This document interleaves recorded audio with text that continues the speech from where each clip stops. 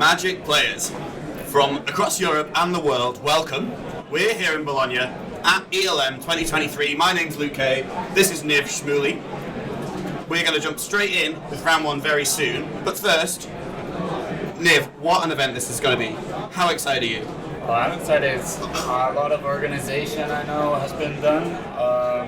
A lot of good players from Europe. A lot of different decks. Legacy is great right now. So yeah, it'll be good. Speaking of new players, we've got our feature match ready to go for round one. We've got defending champion Zahorcak, and he'll be playing against Tobias Mückelberg.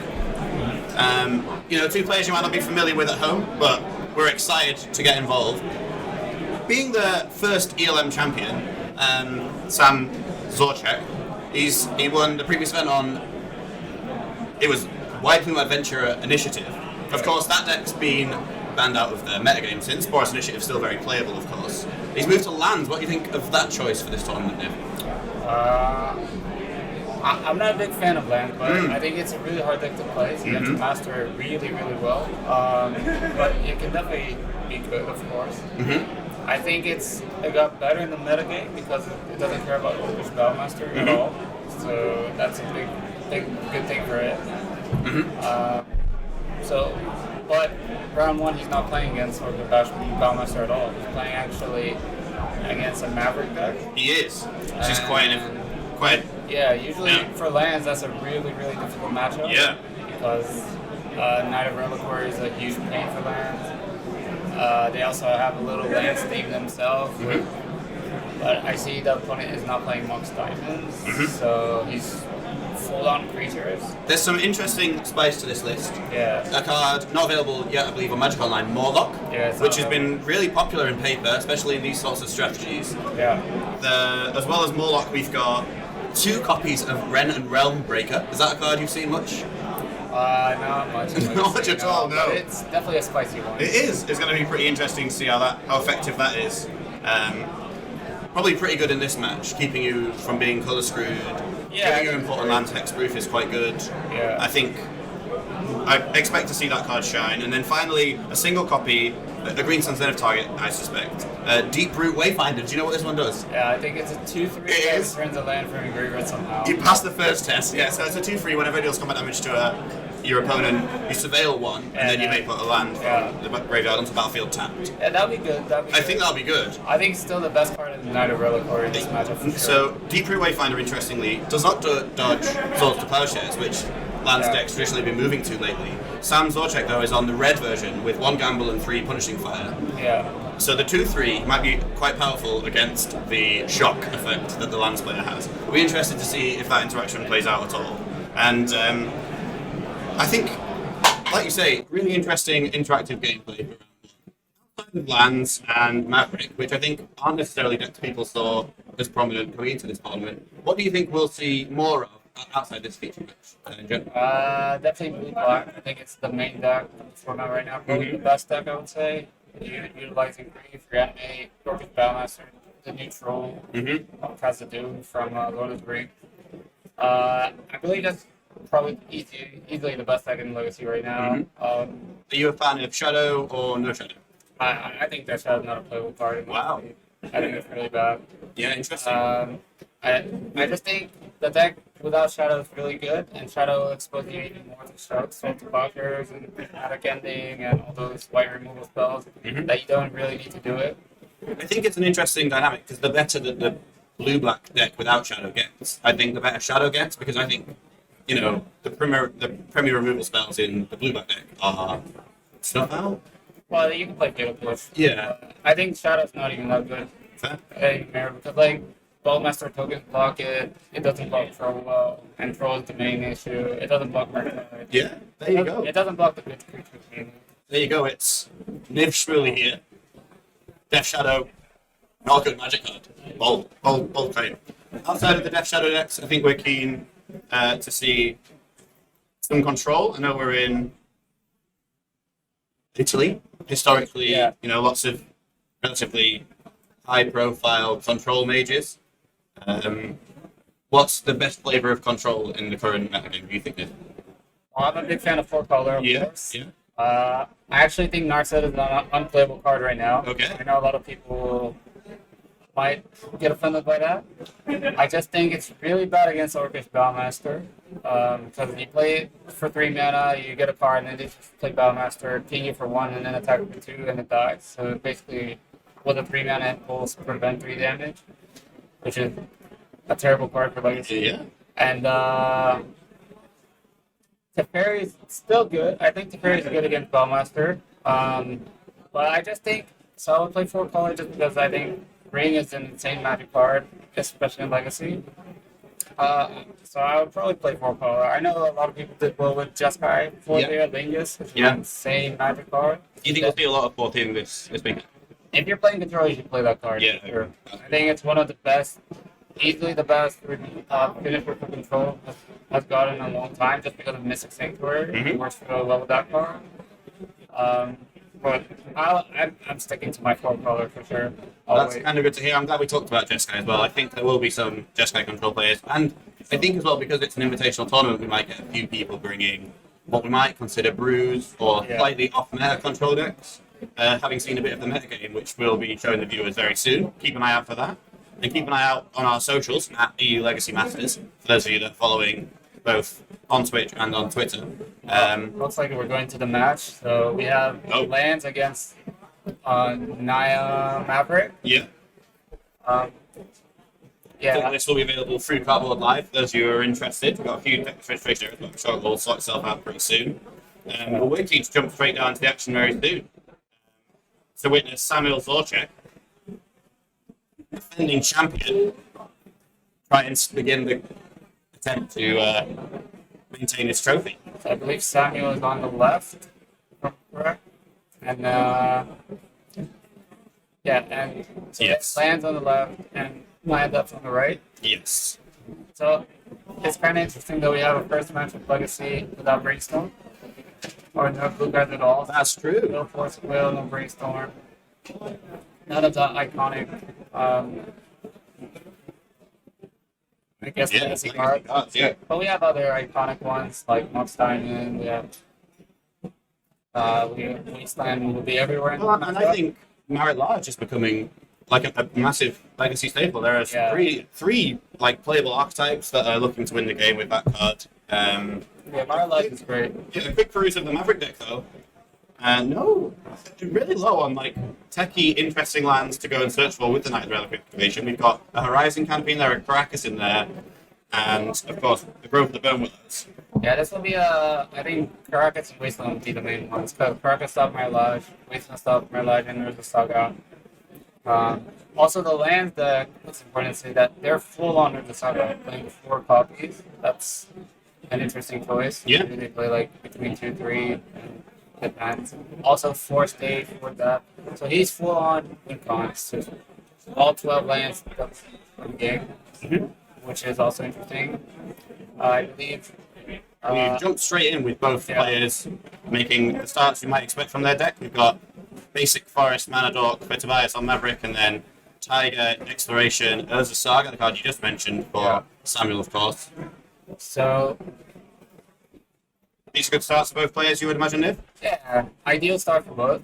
Both have their acceleration going. A Wasteland, taking out the Saga. That it's a good thing to do now, in a way that you can't rotation, respond, stuff like that. Oh, there we get the deep. There we go. I believe so. First, Deeper Wayfinder. yeah, and with Exalted, that's going to be pushing in for some real damage, which is That's good going to to be see. huge because we already have the Wasteland going, so you just get Wasteland back. I think the Lance player is in a real issue here. Is it whenever it deals damage? I believe so, yes. Do we have a Maze event? Not yet. It looks like we've got the second Tiger. I think he probably has at least one. Usually they play 1 or 2. Yeah, indeed. It looks like 3 Mazemiths. Maze of It. Sorry, not Maze of It. Maze of It, yeah. 3 Maze of It. So a lot of utility land. Interestingly, Samuel Zahorcak there playing a Tiger, which is a promo proxy that we've created for the ELM attendees this year and last. Spectacular artwork on that, really shocked with how those turned out. Alright, Deeper Wayfinder. Doing work. Yeah, straight in there. Surveilling 1. Let's see what he does with it. Uh, Alright, keeping the surveil on top.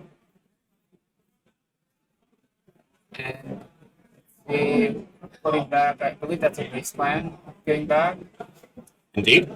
And Alpha recursion engine there. they should, the Maverick player plays for Spirit of Labyrinth. We see it in the hand, and it's such a bad card in this matchup. It is. Easily dying to Punish Fire. Drawing extra cards doesn't matter at all. It's basically a 2-mana 3-1. And that's just really poor. Thalia would have been way better for example right now. Yeah, indeed. And But I don't, yeah, he doesn't play any Thalias at all. yeah, we're interested to see what comes in the sideboard. Color 2 if it's fine, stop Mox Diamond, but it's just gonna die to Punish Fire. So the choice of Punish Fire would be huge in this game. Mhm. For sure. All resort to Plowshares. But again, if he drew Knight, he would have loved to have Sword to Plowshares. Absolutely. That's the best card in the matchup by far. Yeah, and if these two players sort of grind at it, I think it's safe to say that we still You believe can that. go for 2020 right now. He has Dark Depth, Exploration, and That's been staged. yeah. And I believe he does have 4 claws to the prismatic and being main deck. So But what a swing that's been. I was just about to say, I think it's safe to say that this match is in the favour of Tobias Mückelberg on Maverick, but for the gem, it's just going right away. No chance to be wastelanded here. Zahorcak showing that. yeah, it's you know he has a wasteland in play already, so you got to gem now, or else you won't have a shot. And the aforementioned Large I was just talking about is on the battlefield. Well, he doesn't have it. He doesn't have the removal spell. I think. I believe he's dead. We've got a Renin Realmbreaker here. I believe he's not going to get him there. Samuel Zahorcak reading this card. Card you yourself had to read, I believe. He's going to be down ticking for now.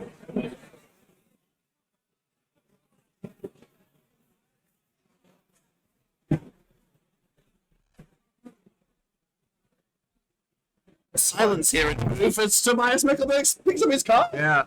I was fairly certain with the Wasteland Deep Blue Wayfinder combo going that we'd see. Yeah, but that's a Married Life.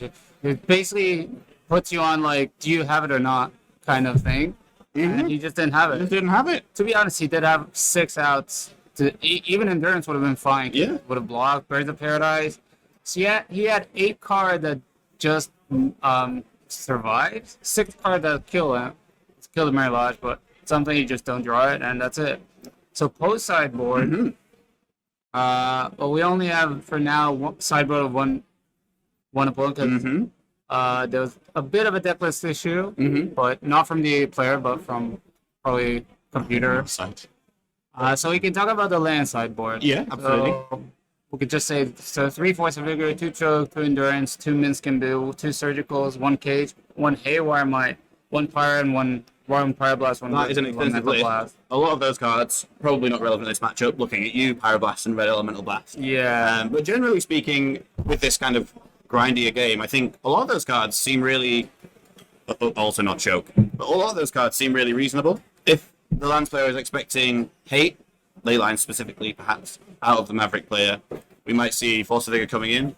But I suspect Minsk and Boo, a card for the grindy matchups, as they say. Yeah, I think for example, Minsk and Boo is probably not to include.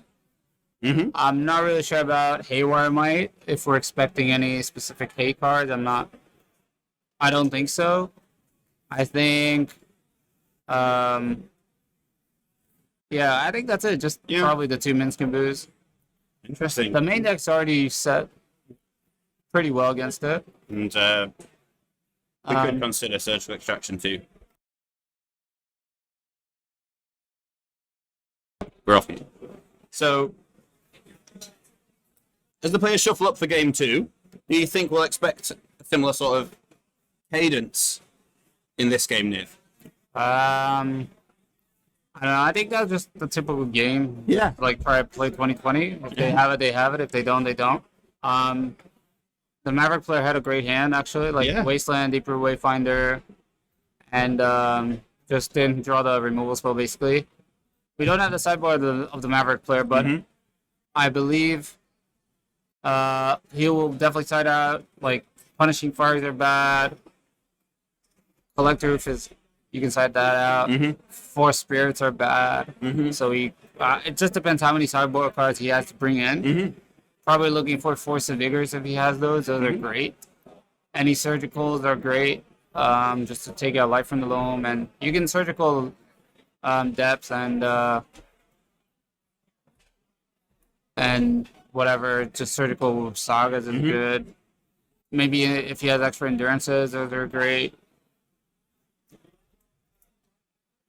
And what a story this is. Samuel Zahorcak on camera in round 1, 1-0 up, here to defend his title as Legacy Champion of Europe. With a totally different deck. Yeah. White Plume got banned, thankfully. Yeah.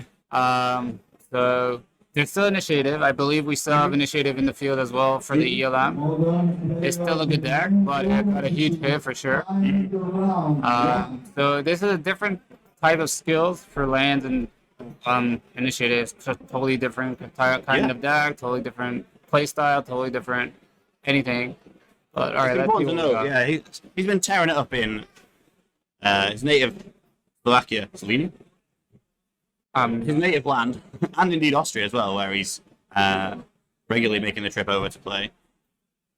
See a mulligan from the Maverick player here, Nib. In these decks without Brainstorm to fix they're both mulliganing. In these decks without Brainstorm that struggle to fix their hands, how important is a mulligan decision? I think it's real important, but the lands player do have card advantage. They have Life from the Loam, which is basically almost draw 3 in the kind of deck. If you have like Exploration, Life from the Loam going, you're basically drawing 3 cards per turn. Yes. So it's really important to stop that. So if Tobias has any surgicals, getting rid of Life from the Loam is big. Also, Endurance is really good against stopping that card advantage. But yeah, Tobias does not have any card advantage. Minskaboo, obviously, but that's just more of a win condition card, I would say. Yeah. But all right, let's see what we got. We have, I think that's a Minskaboo. We have a Knight, Prismatic Ending, some land. And it looks like okay. the player is definitely kept. Yeah.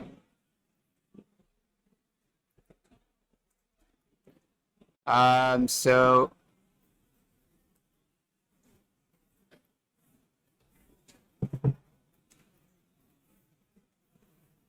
okay. All right, I think both players kept. Yeah, I believe so. So I see a Minskaboo. I see. All right, turn 1 Ignoble Hierarch off Grove. Oh, he brought in the Gravedigger's Cage. Interesting. That makes some sense. I think the Maverick player has. Is it creatures and? It's going to be green. Only. Oh yeah, true. Okay, so that's a decent thing. I'm not really sure how much I like that because I mean here it looks good because you actually drew the 1/of, but. Well, he's got Urza Saga to but tutoring it up might be a bit too slow. You're right. So I mean, I'll be honest. I'm not a lands player, but I think you want your Saga tutorable targets to do well when you tutor them. Yeah. Obviously, when you randomly draw them, that's great. But if he has a Knight here, that's huge. Really, really big. So we've seen Horizon Canopy and Grove of the Bone Willows on the battlefield. 2 Future Sight lands. It's nice to see those playing Legacy. Yeah. The Maya reading the K. That's quite important. So the corner case of crack your fetch land to find Dryad Arbor. It's also off the cards right now. An interesting rules interaction there. Dryad Arbor, of course, a land creature. Coming straight out of the library. Players discuss this. Tobias is thinking, oh no. Do I have to Prismatic Ending that? Do we have the Deeper Wayfinder again? Oh, okay. Just Prismatic Ending. So you were saying if you can sort of disrupt that Life from the Loam into draw 3 cards, Exploration sort of. Yeah, that's one way. Yeah, I like that play a lot because slowing down the land square is also important. Because if they can only play 1 land a turn, that's great. Also, I believe Tobias has the Wasteland in hand, so if he has again Deeper Wayfinder plus Wasteland, that's basically the combo lock here. I don't think Cage stops land. I think it's only creatures, so it will not stop that. I believe it's only creatures. That's definitely something we should check. Yeah. Great knowledge of obscure sideboard cards here. You can tell Niv is so it says only creature cards kind of in the battlefield. And it can't cast spells, but you're not casting the spell. You're not casting the spell. Yeah, you're just putting into play. So Okay, so Samuel Expedition map for Urza Saga, played Urza Saga, probably gonna play it. I'm liking Tobias's here. It's really, really good. I believe he has the Wasteland in hand. Yeah. He also has Carcass. Oh, okay, so he doesn't have the Wasteland, though, so might be my bad. I know he has a Minskin Boo, a Carcass, and one unknown. The Exalted from Ignoble Hierarch there, of course, making this Deep Root Wayfinder attack for 3. Okay, got the land back, so just more value. 3 mana. Alright, he has a Knight. Yeah. But I think the Knight is a 2/2 now. So that's a bit risky. Yeah, I'm not really sure if I like that. Is Deep Root Wayfinder do you have to get a land back, or is it? No, it's May. Okay, so that's an interesting play, because if he had Punishing Fire, he would actually punish him. Yeah. No puns intended. But, nice. but I believe that's a very risky play there. Also, an interesting thing is Yavimaya making Forest, so now he can sack any land to Knight. Another interesting thing to have. So I believe now what's going to happen is just going to Wasteland him. Turn the Knight into land into Wasteland with Knight of the Reliquary. And he has Minskin Boo as well. Wow, this game is going well. I think Tobias is in a really commanding spot. It's a really tricky turn to navigate, though. What I would do is probably just fetch away a land, get a land, play a land, fetch with Knight, sacking, I don't know, like the Grove or whatever. Get a Wasteland to Saga, and then attack with the Deep Root. The Deep Root, it's going to be a 3/4 when the Saga token's a 3/3. Yeah. So you can, and then you get the Wasteland back, and I don't know. I think Tobias also he has a 4/4 Minskin Boo token eventually. I think Tobias is in a really commanding spot here. You're right. Lots of moving parts here. This is not your average Legacy game. I much prefer the Delver games where there's like 3 permanents in play on turn 6. I like these. These are nice. Good. It's a classic Maverick. And you were describing the play there. You've clearly thought about that a lot. I would just land Minskin Boo. No, you're playing Minskin Boo for sure. Yeah. You play Minskin Boo. Hamster on hamster action perhaps here. Samuel next to similar card. I do like being unlike a lot of Planeswalkers, I like being the first one. Yeah, the difference, Tobias had the Carcass in hand. Yeah. So that's going to be a big thing to do. Yeah. But... Oh, okay. Straight in. No attack with the Wayfinder, but I suppose that... That's interesting. Boo? I think he should play the land. Yeah. He hasn't played the land yet. Not playing the land. Okay. Land. Is he holding on to the Krakus in the hopes that Samuel will not play around Night activation? I'm not sure. I mean, he only has 1 card, so even if... I think... Also, you have an untapped Knight, so you can Wasteland in response, so I think you're fine. And you're going to Wasteland here for sure, the Saga, because you don't want them to get another token. And also just the Saga will get bigger. It's important to say that this tournament is proxy. We're allowing proxies, right? Because we're promoting Legacy with proxies. I believe that's amazing. There's no reason to just make people buy Legacy deck, and if you, I think that's great. I think the one thing I've been talking with a lot of Legacy players, that their community is like, all right, you can buy like, let's say 1 dual land a year or whatever, slowly get into the game, not have to spend like thousands of dollars or euros to buy a Legacy deck, and then, oh, I want to switch deck, but then it's costs you more money. So I really like Legacy with proxy. I think that's amazing.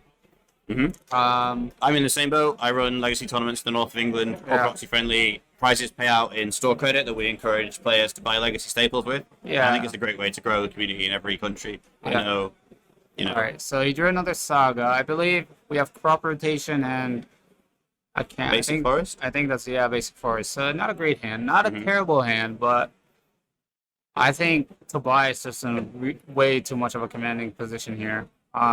Next turn we're gonna draw 4 with Minskin Boo if we want to. It is important, though, that he can crop rotation for Caracas and stop that. So we'll see if that play is made. I actually like you get the sneaky draw 5 with Minskin Boo here. Huge draw from Tobias. I believe Tobias drew Force of Vigor. Okay. Some powerful artifacts and enchantments on the battlefield on Samuel's side this here. is the matchup you want Force of Vigor for. Yeah. Lands is the one matchup I think Force of Vigor is the best at. Yeah, wow. That's a really interesting take. I've voted that card in a lot against other Red Target decks. And Yeah. But here you also have like Exploration, Mox Diamonds, just a lot of targets. So I believe this is the one matchup you really want it. Wow. I'm pleased to see that card, which I consider to be an anti-combo card, seeing play in what is an incredibly fair matchup here. Yeah, alright, we're attacking with the Boo token. I would attack with the Deeper Wayfinder way more aggressively.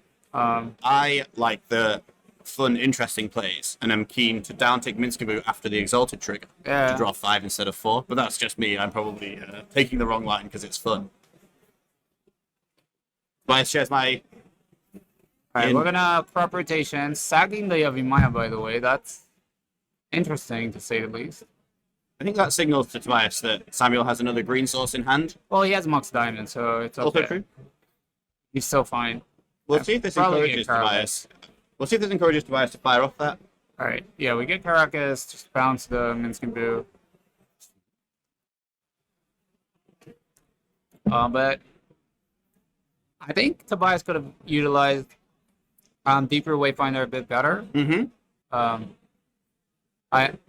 Unless I'm missing the cage interaction, I don't think cage stops it. So attacking into 3-3 construct now, not so powerful. But I agree, last turn he definitely had a relatively free attack. But now I feel like his position is just the key. Like he can do upkeep, Force of Vigor, blow up your Mox Diamond, and Stog, I believe, is the best line. Yeah, here we go. Because you have... And then we can Wasteland the Caracas end of turn with Knight. And yeah, I just think he's in the commanding spot. Yeah, Mox Diamond, just slowly getting him off mana and resources. We don't care about the cage. We don't care about the Saga token one bit, I think. Yeah. This is a huge, huge draw. Just, I think Force of Vigor being a 2-for-2, not a 2-for-1. The main reason why it's so powerful. Yeah, I can understand that. And we see Samuel skip up. Yeah. I was going to say, Niv, I'm so glad you're on cast with me here because seeing that Force of Vigor line, you know. Yeah, that was big. That draw was huge. But we can see also some sideboard cards from Tobias. We saw that he sided in. It'll be interesting if how he sideboard now that he saw Cage. He doesn't know how many cages Samuel's playing, so he could maybe sideboard out some Green Sun Zenith. So we should be able to check that. Samuel will, of course, want game 3 to go like game 1. Yeah, so we are going to game 3. I wonder if Tobias will sideboard out some Green Sun Zenith after seeing the cage. Yeah, I foresee, yeah. Because, again, you don't know how many cages he sideboarded in. He could be, I don't know, 2 to 3 cages randomly in the sideboard. We know it's 1, but I believe this is closed deck list, right? It is at the moment. Will be, of course, open deck list in the top 8. Okay, yeah. So, open deck list only in top 8.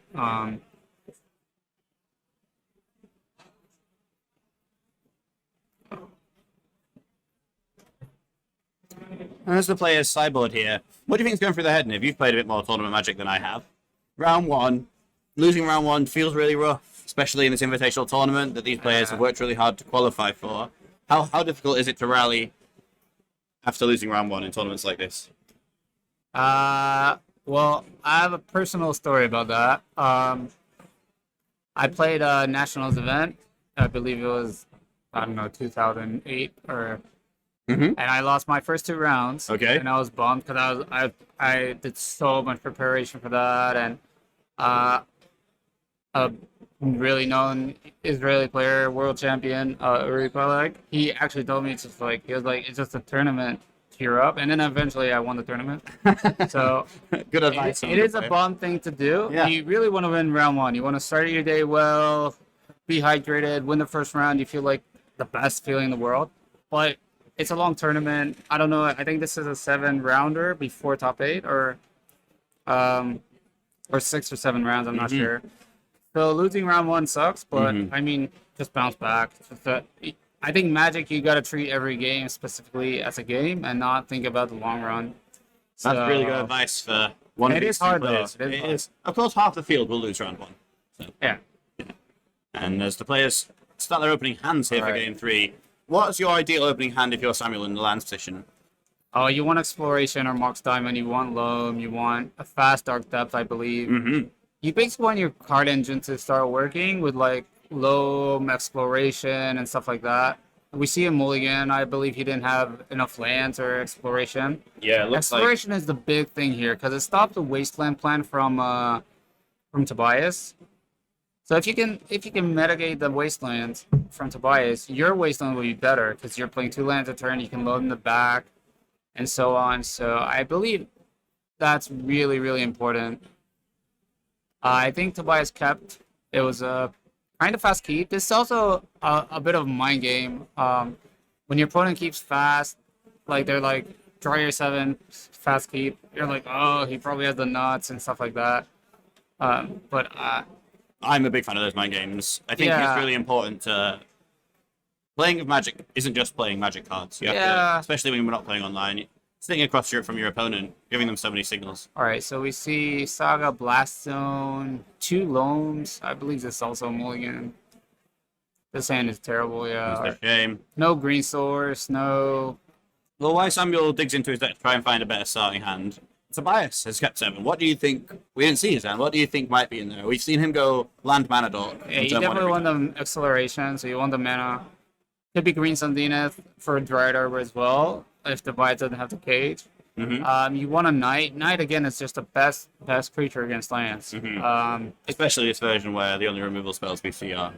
Yeah, no plows, so they basically don't have a way to get it off the board. I think Knight is the key. You basically want mana. This matchup is all about mana. Who has more mana? Like we saw game 2, right? He just Force of Vigor, his Mox Diamond and Urza Saga, got him off 2 mana sources, so he didn't have any mana, and that was the game. So this hand looks way better. We can put back a Maze and a... Alright, this hand looks great. We have Green Source, we have 2 Wastelands, we have Exploration, put back, just ship that Maze and Mox Diamond. Mox Diamond is much worse when you're multi-5. And we don't really need it. Yeah.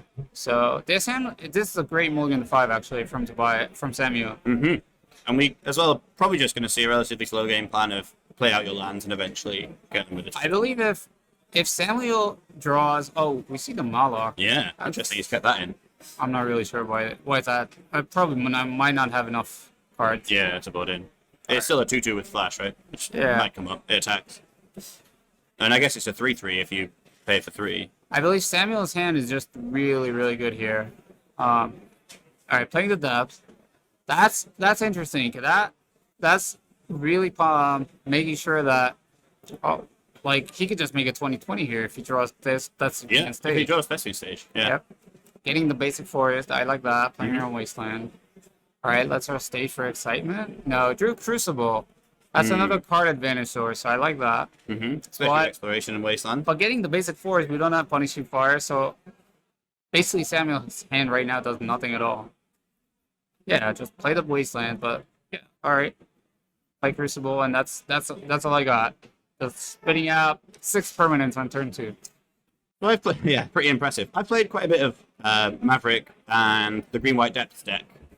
When my opponent's lands players play out the Dark Depths naked without a Thespian Stage, I'm always really pleased because I'm excited to go and Thespian Stage their Dark Depths. It looks like Samuel hasn't necessarily taken that into account by just slamming the Dark Depths without a follow-up. Do you think that he could have played around Tobias having easy access to his own Thespian Stage here, even though we as commentators know he doesn't?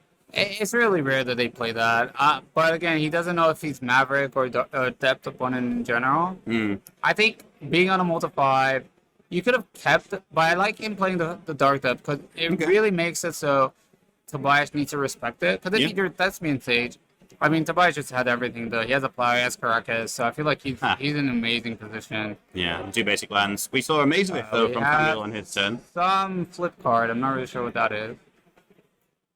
Oh, it's Outland Liberator. This card in Tobias's main huge. deck. Pretty That card powerful is huge. Yeah, especially if he can But flip he it. does have the Maze of it, but like next turn if Samuel doesn't play anything, right? What's going to happen is Tobias will get a wasteland, waits on the maze of it, and then because the Outlier Liberator will flip, so he'll just attack and kill the Crucible for free. That was a big play, big creature. The one-ups are doing a lot of work for Tobias here.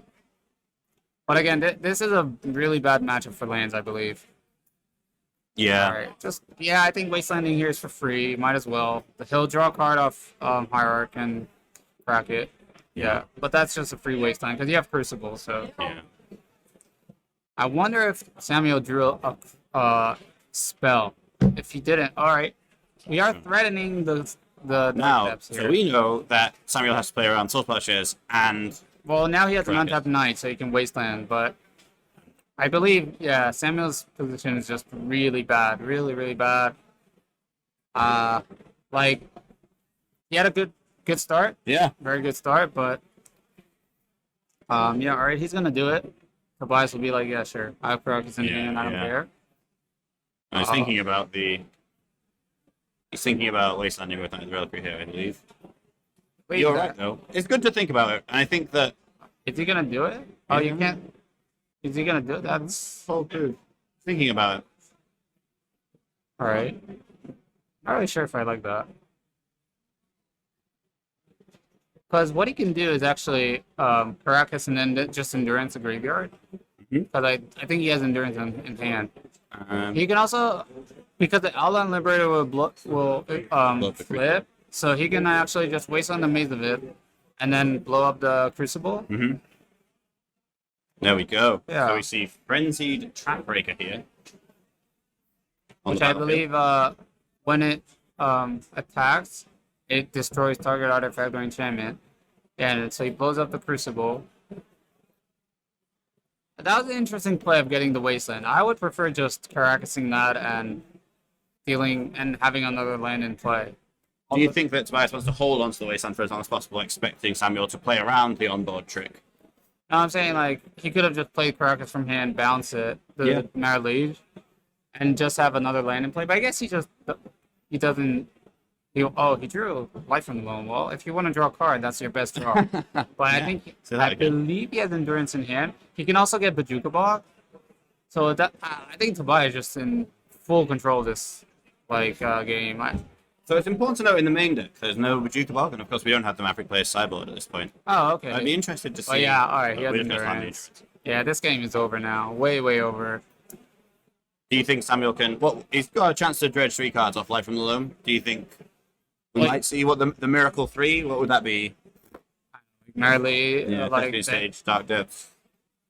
Something with those two. Maybe a Saga. Even then, we know that Tobias' hand is stuck. I just think this game is way over for Samuel. A multiply, but I don't think it gets much better for him in terms of draw. I think this matchup just really bad for him. Just probably one of the worst matchups he could get. But we've seen some fun interactive Magic, which I really enjoy. Yeah. Interactive Magic in lands, basically. And you heard it here on stream first. Nishvili himself saying, you can lose round 1, you just have to win out. Yeah. You can even lose round 2, you just have to win out. Well, I don't know about round 2 because it's a 7-round tournament, so Yeah. it's going to be hard to get back from 0-2. Yeah, he just scooped. Either handshake there, Samuel Zahorcak, defending champion, going down. In I round believe 1. to one of his worst matchups. Straight up. It's always been like this in Legacy that land is really bad against Knight of Reliquary decks because they can't handle it. It tutors up really good targets and then eventually just kills them because it's huge. I believe we don't have the backup match for this round. But we'll be moving back shortly. I think we've talked a little bit about what it's like to lose round 1. We don't have a backup match for this round, but further round we will have backup matches in case they finish earlier. Yeah. Maybe we can pop up the metagame. We have the metagame. Let's look at some of the decks in the tournament. We can talk about the metagame.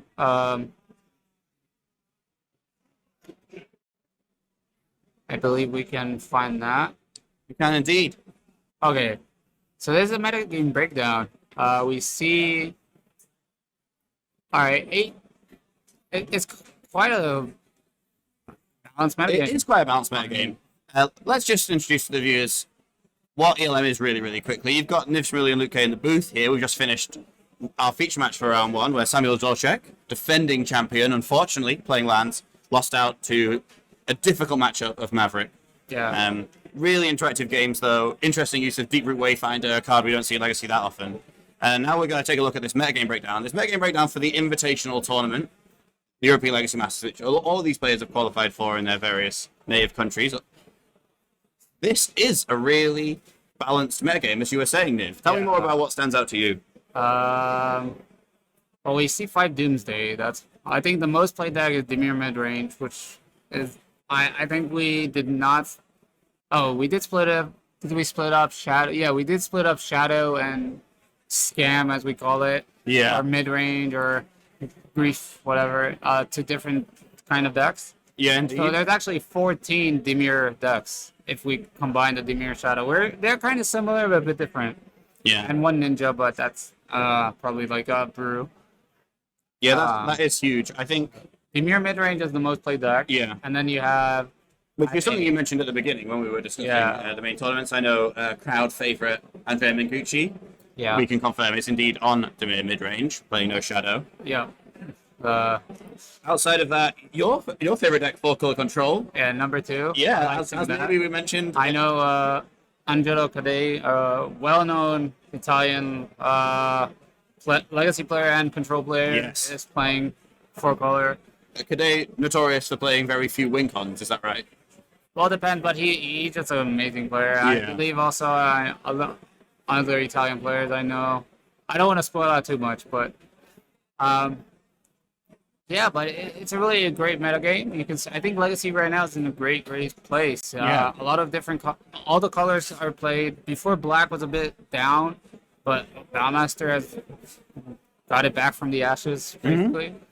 We also see our sponsors in this. Of course, we should of course mention all of our sponsors. Because it would not be possible without them. Absolutely not. All the players will be. We are sat here, Niv and I, with these beautiful 3-for-1 trading mugs available to buy on their website. We've been gifted them for the event, which is really nice. Outside of that, we're pleased to be able to give out some swag for Ultimate Guard. Right. I want to talk more about this in the future, but for now, we're going to take a real quick break. There's going to be some ads for those sponsors. We're going to restart the stream a bit to refresh it, and then we'll be back for round 2 and more discussion very, very soon. Thank you very much, team. Viewers at home, we'll see you again soon.